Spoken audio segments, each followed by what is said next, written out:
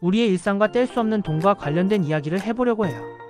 누가 뭐래도 현대 사회를 움직이는 가장 중요한 시스템이 자본주의라는 건 부정할 수 없잖아요. 그런데 이렇게 중요한 시스템 속에서 우리는 과연 진짜 잘 살고 있는 걸까요? EBS 다큐 프라임으로 소개된 자본주의 사용 설명서라는 책과 프로그램은 이 질문에 대해 훌륭한 답을 해주는 가이드 같은 존재인데요. 경제 초보들에게도 쉽게 이해할 수 있는 실질적인 금융 팁과 자산 관리 방법을 제시해준답니다. 오늘 글에서는 이 자본주의 시스템을 잘 활용하려면 어떤 점을 알아야 하고, 특히 우리의 소비와 돈 관리 방식은 어떻게 바꿔야 할지 이야기해보겠습니다. 말 그대로 자본주의 사회에서 똑똑하게 살아가는 방법에 대해 풀어볼게요. 1. 왜 자본주의 시스템을 알아야 할까? 자본주의는 단순히 경제체제가 아니라 우리가 구매하는 사소한 물건부터 집, 교육, 심지어 꿈까지 모든 것을 좌우하는 시스템이에요. 많은 사람들이 자본주의는 익숙하지만 정작 그 안에서 현명하게 살아가는 방법에 대해 고민하는 시간은 부족하죠. 이 체제가 제대로 작동하려면 소비자가 똑똑해져야 한다는 말 들어본 적 있나요? 소비자들이 마케팅과 광고에 휘둘리지 않고 올바른 소비를 할 수 있는 능력을 갖춰야 자본주의 시스템도 긍정적으로 돌아갈 수 있어요. 하지만 우리가 너무 충동적으로 행동하거나 돈의 흐름을 이해하지 못한다면 삶은 점점 더 어렵게 느껴질 수밖에 없어요. 자본주의 사용 설명서는 하나의 경제 교과서처럼 이런 문제를 해결할 수 있도록 명쾌하게 설명해주는 책이에요. 우리 모두 필요한 경제 지식을 쌓고 더 나은 결정을 내릴 수 있어야 하겠죠? 이 정보를 누가 꼭 알아야 할까? 첫째, 소비 패턴이 불규칙적이거나 지출 계획 없는 사람들에게 이 정보는 필수적이에요. 특히 카드 명세서를 볼 때마다 한숨을 쉬거나 매달 이번엔 꼭 저축해야지 하지만 실패하는 사람들에게는 더욱 중요해요. 자녀의 금융 교육을 고민하는 부모님에게도 이 해법이 될 수 있어요. 돈을 단순히 숫자로만 받아들이기 쉬운 요즘, 아이들에게 돈의 의미와 관리 방법을 가르치는 건 그들 인생의 중요한 기술을 알려주는 것과 같아요.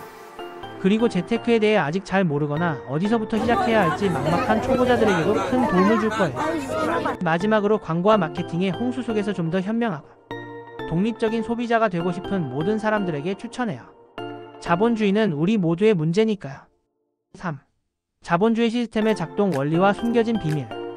자본주의는 기본적으로 공급과 수요의 법칙을 바탕으로 운영돼요. 여기서 중요한 건 우리가 어떤 결정을 내리든 누군가는 이익을 볼 수 있도록 시스템이 설계됐다는 점이에요. 예를 들어 우리가 충동적으로 신용카드로 비싼 물건을 결제한다고 생각해봐요. 이 순간 자신이 가격을 잘 판단했다고 느낄 수 있지만 금융기관은 우리의 소비에서 이익을 얻어요. 또 하나 흥미로운 점은 인간의 소비 방식이 뇌의 심리와도 연결돼 있다는 거예요. 충동적인 소비를 할 때 뇌의 쾌락을 담당하는 편도체가 활성화하며 판단력이 흐려진다고 해요. 이런 구조적 측면을 이해하는 것이 우리가 현명한 소비자가 되는 첫걸음이에요. 다양한 연구 자료를 통해 자본주의의 작동 방식을 이해하면 우리가 돈을 더 효율적으로 사용할 방법을 스스로 찾을 수 있답니다.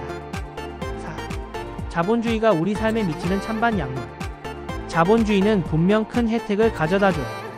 다양한 선택지가 생기고 기업 간 경쟁 덕분에 품질 좋은 제품이 더 저렴하게 공급되는 시스템이니까요. 하지만 단점도 명확해요.